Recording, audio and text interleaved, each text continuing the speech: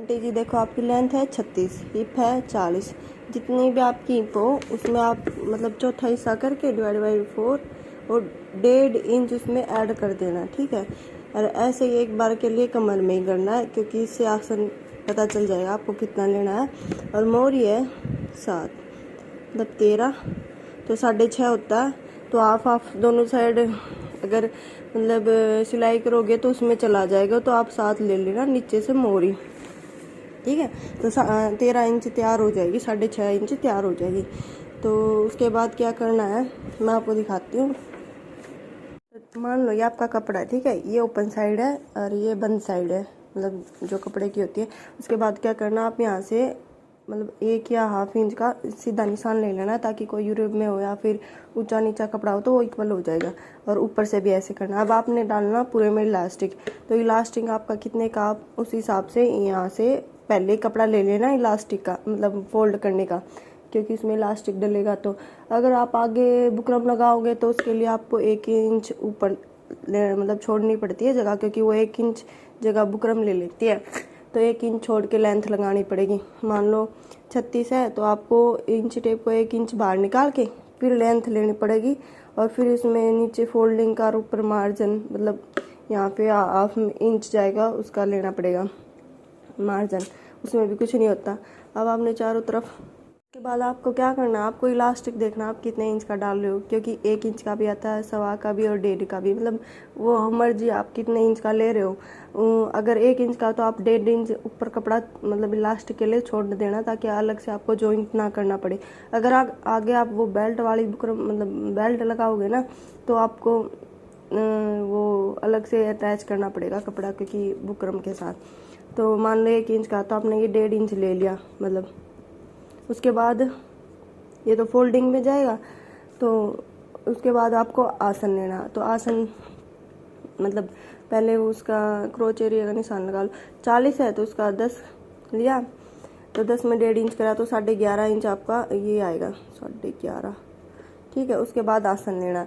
आसन में क्या करना, कमर जितनी भी हो आपकी उसमें चौथा हिस्सा करना है, उसमें भी 1.5 इंच जो भी आएगा ना वो आपका आसन होगा, ठीक है। तो उस हिसाब से यहाँ से लेके यहाँ तक, सिर्फ ये तो आपका फोल्डिंग में जाएगा। तो जो आपने यहाँ से लेके यहाँ तक आसन लेना, जो भी आपका चौथा हिस्सा करके कमर का, उसमें 1.5 इंच आता है, ठीक है, मान लो। उसके बाद ये वाला जो है ये तो आपका 11.5 ही रहना चाहिए, जहाँ तक आसन का निशान लगेगा वहाँ तक 11.5 ही आना चाहिए, मतलब इसका जो है इक्वल होना चाहिए, ऊपर वाले से नीचे वाला मतलब ये सेम होना चाहिए। आसन का लेना है जो आपने 1.5 इंच इलास्टिक का छोड़ा है ना, उसके बाद से आसन का लेना, क्योंकि ये तो फोल्डिंग में ही आ जाएगा इलास्टिक के।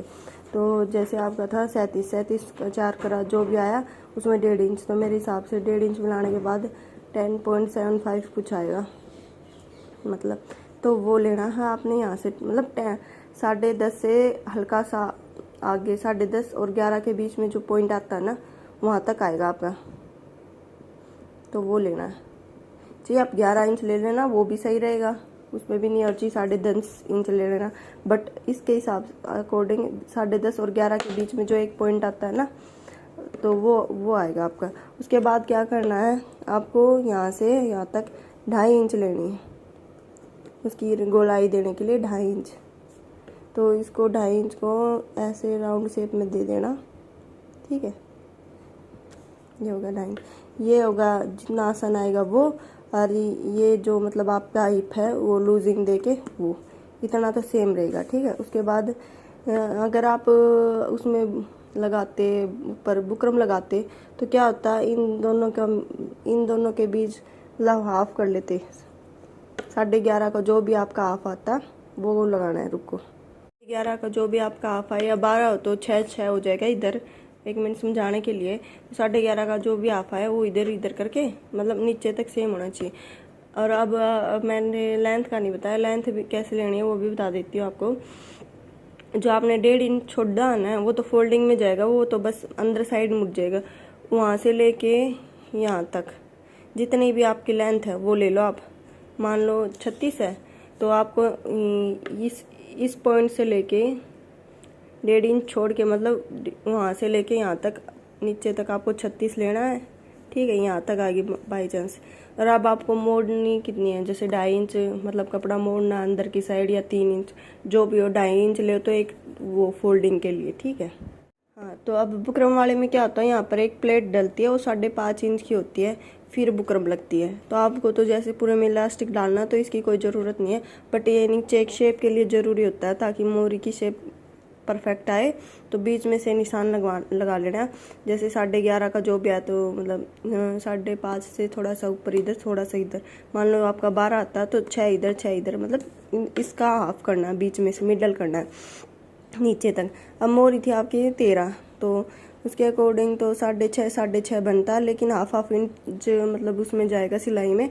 तो आप 7 इंच मान के चलो, 14 इंच ले लेना मतलब मोरी, जिससे हाफ इंच वो हो जाएगा। तो 7 इधर ले लेना और 7 इधर, मतलब इस पॉइंट से 7 इधर 7 इधर जो भी आए, ताकि एक मतलब एक्यूरेट से बात शेप आ जाती है उसके दौरान। फिर है ना ये वो नहीं होता, खिंचता नहीं है। फिर ये स्केल लेना, स्केल से जो ये वाला पार्ट है उसको इधर मिलाना है, जो इधर से स्केल से इधर इस पार्ट को इधर मिला देना, जो ये वाला पार्ट आएगा।